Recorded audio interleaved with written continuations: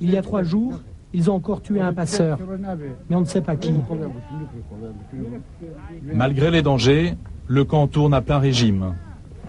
Il est 15 heures, les caravanes sont prêtes à partir, mais avant d'affronter les militaires iraniens, tous devront passer par un premier péage, la guérilla kurde du PKK.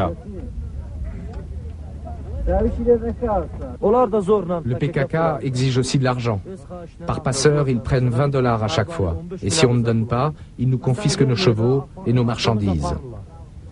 Ils sont assis pas loin dans la montagne, là. Par là-haut.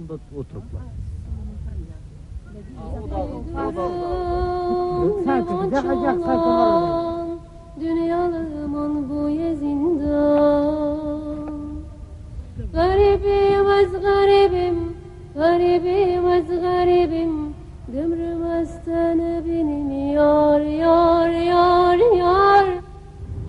Allô, camarade Dilbrin, comment ça va? Au téléphone, un responsable du PKK. Nous venons maintenant, on monte là, d'accord?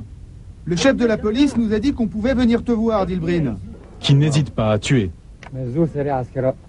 J'ai tué beaucoup de soldats turcs comme ça. Mais on a de bonnes raisons. C'est eux qui ont commis des massacres. Cette unité de la guérilla surveille les frontières.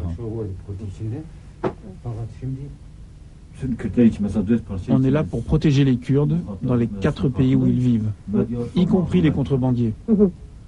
Pour nous, ici, c'est un endroit stratégique de défense. Un emplacement stratégique aussi pour les caisses du PKK.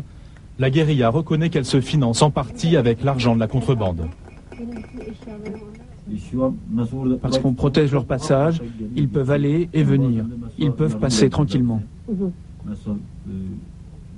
En échange, Pour Barzan aussi, le commerce marche bien. Nous retournons au camp des contrebandiers. Il s'est vidé en attendant la prochaine caravane.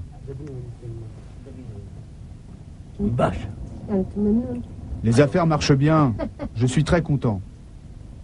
Certains jours, il y a jusqu'à 1000 personnes qui passent par les pauvres peuvent s'acheter ça.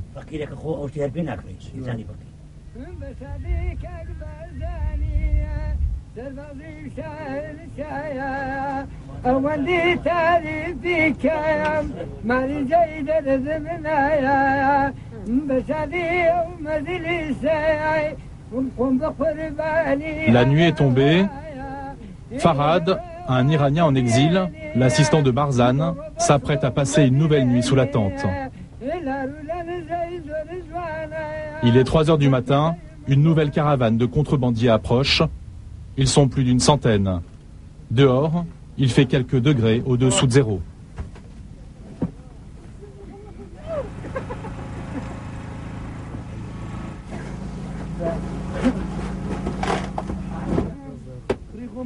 J'ai les doigts gelés.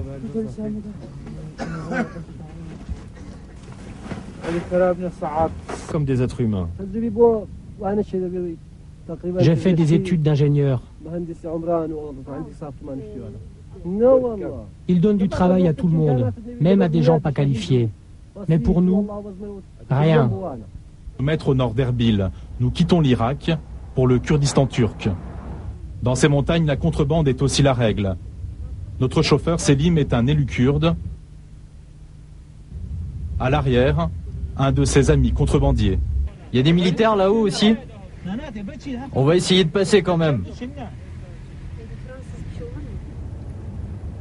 Nous croisons une centaine de militaires. Ils reviennent d'une opération de routine. Cette région de Turquie est sous contrôle de l'armée. Dans le village frontière où nous attendions de la marchandise, cette opération a interrompu les trafics. Selim est un militant kurde. Il est maire adjoint d'Esendere.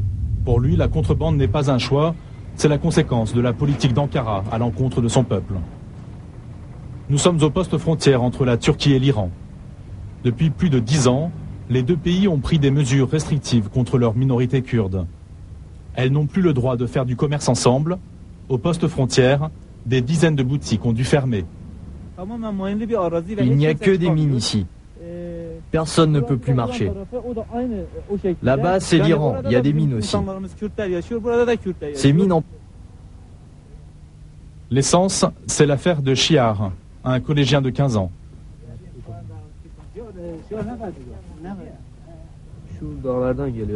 Les Iraniens passent entre les mines et nous apportent l'essence quand les soldats les laissent passer. Si les soldats... L'adolescent sait de quoi il parle. Son père vient de purger une peine de 2 ans de prison. C'est le jeune homme avec son essence qui fait vivre la maison avec sa mère. Pourquoi votre mari est allé en prison? À cause de la poudre. Il était...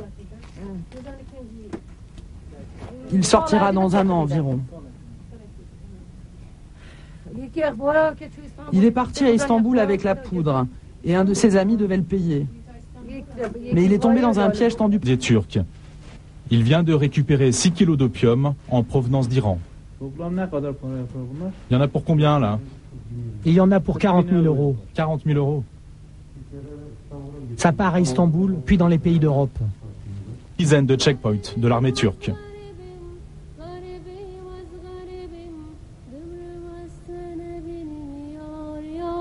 À Yüksekova ou à Esendere, rebaptisé Heroin City, les Kurdes n'ont pas d'autre choix que l'exil, la contrebande ou la mort.